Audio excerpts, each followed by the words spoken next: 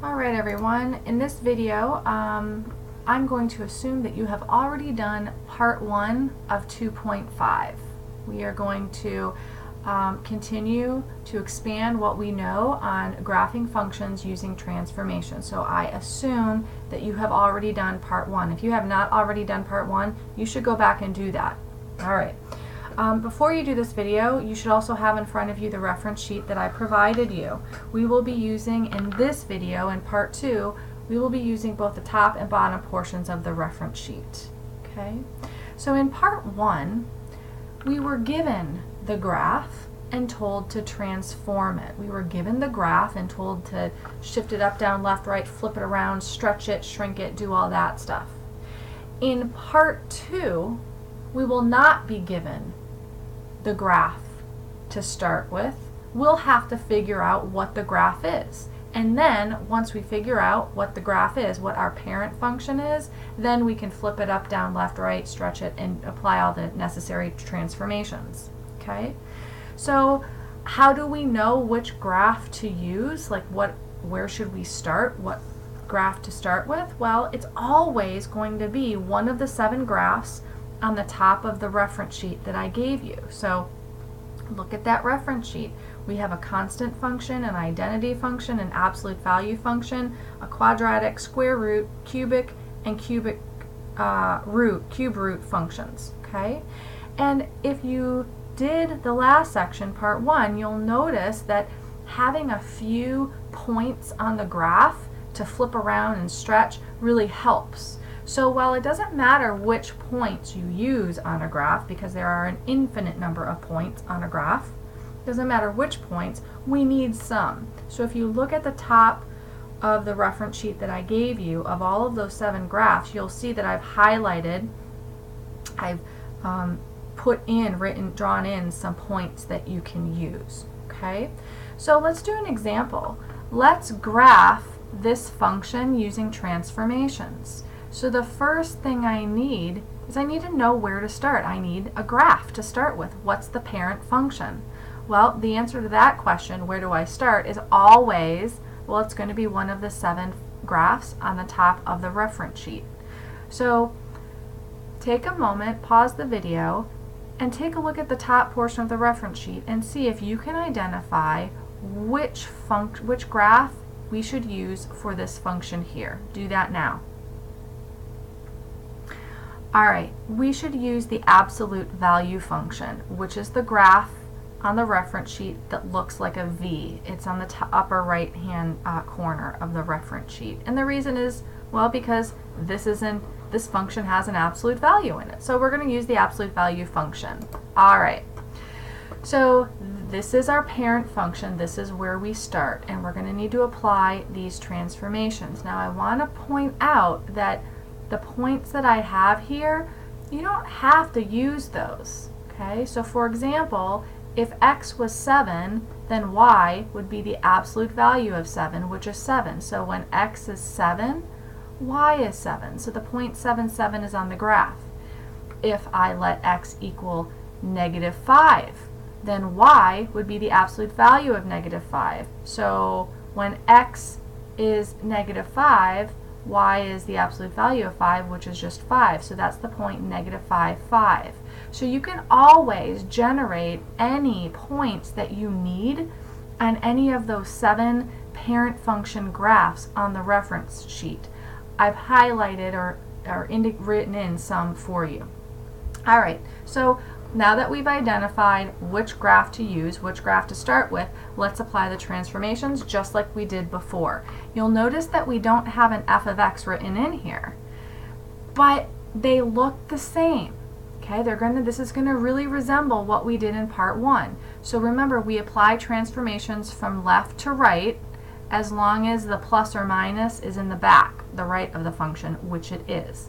So so if you look at the bottom of the reference sheet that I gave you, a negative in front of a function reflects each point over the x-axis. So would you agree that this is what the graph would look like if I reflected this parent function over the x-axis? Yeah. Okay, but I still have more transformations to do, so let's get rid of the lines, and here's our points. So this applying transformations from left to right, I have a -3 in with the x. Notice that the -3 is with the x. This +2 is not with the x. So a minus number in with the x means we shift right 3 units. Remember, you'd think it'd be left 3 units, but it's the opposite of what we would normally think for a horizontal shift. So a -3 means we shift each one of these points right 3 units. Okay, so now applying transformations from left to right, I now have to apply a +2 transformation that shifts every point up 2. So now if I take each of these points and shift them up 2, that's my function. My transform function. I've exhausted all of the transformations, so my last step is to draw the line so that it resembles the parent function. So that would be like that. So this is this. Now I want to point out that we could have just plugged in points, right? Like I could have put, if x is 4, I could have plugged a 4 in here, subtracted 1, taken the absolute value, multiplied by a negative, and then added 2, and found y. But then I need to do that a whole bunch of times, and that would not be efficient. Graphing transformations should be quick and efficient if you're doing it correctly. All right, let's try one more example before you go into your Part 2 homework. We are going to graph this function. And we are not going to plot points. That would take way too long. We're going to use transformations. So we first have to figure out, where do we start? Well, the answer to the question, where do we start, which graph do we start with, what's our parent function, is always, it's going to be one of the 7 graphs at the top of the reference sheet that I gave you. So if you take a look, this is, again, the absolute value function. And the absolute value function is, the v is the easiest one for me to draw on the on a PowerPoint, so excuse me for using the same parent function again. So the parent function again is the absolute value function, which looks like this. So this is our parent function, this is where we start, and here's a few points that we can use to begin with. Alright, so we're going to apply these transformations from left to right. So the first transformation we need to handle is this 1/2. So if you look at the bottom portion of the reference sheet that I gave you, you'll see that when we multiply a function by a quantity, that require, the action that we take is we take a y-coordinate and we multiply it by that number. Well, that means we need to multiply a y-coordinate by 1/2. So we need some y-coordinates, right? Here's a bunch of y-coordinates. Okay, I can use any points I want. Here's some y-coordinates. Now I want to talk about multiplying something by a fraction. If I multiply a number by 1/2, isn't that the same as dividing by 2? So you'll notice that if I use a y-coordinate of 1, then I'm going to have a fraction. So because I'm multiplying by 1/2, or said another way, because I'm dividing by 2, I want to choose points that have y-coordinates that divide nicely by 2. So I'm going to use y-coordinates of 6, 4, and 0. Alright, so if I take each of these y-coordinates and divide them by 2, right? So 6 divided by 2, or 6 times 1/2, gives me 3.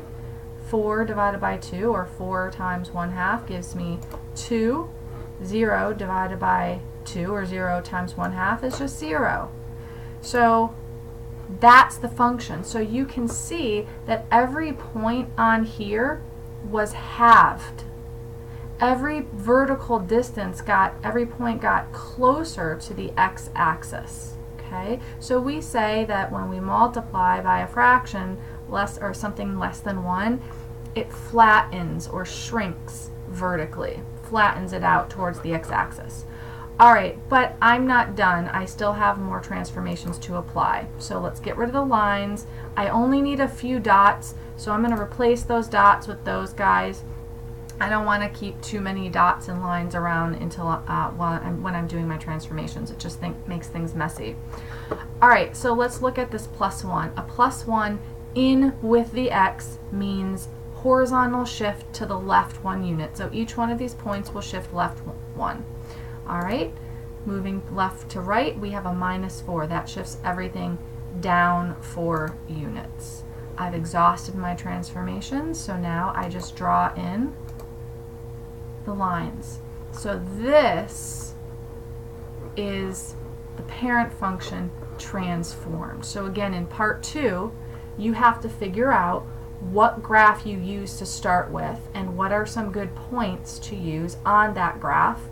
And then, so that's all the top portion of the reference sheet. And once you have that, then you